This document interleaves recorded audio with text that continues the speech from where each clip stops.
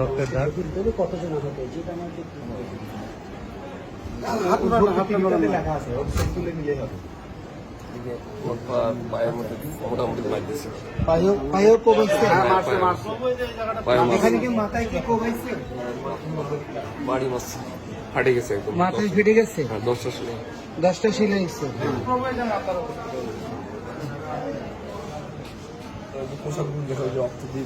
আমি হোয়াটসঅ্যাপে দিচ্ছি।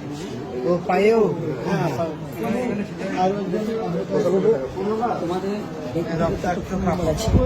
ব্যক্তিগত ফোন নাম্বার আমার।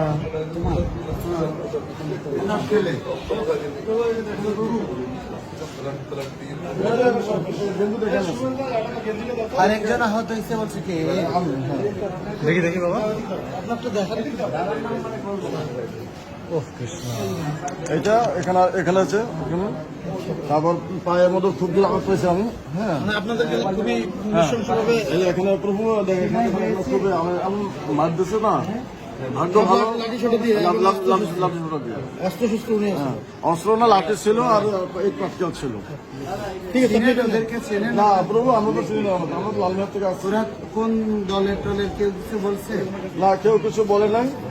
হ্যাঁ, আমরা জানি যে ওরা হেফাজতে ইসলামের পক্ষে লোকজন ছিল এখানে। এগুলো তো অনেকে বলবো হেফাজতে ইসলামের পক্ষে।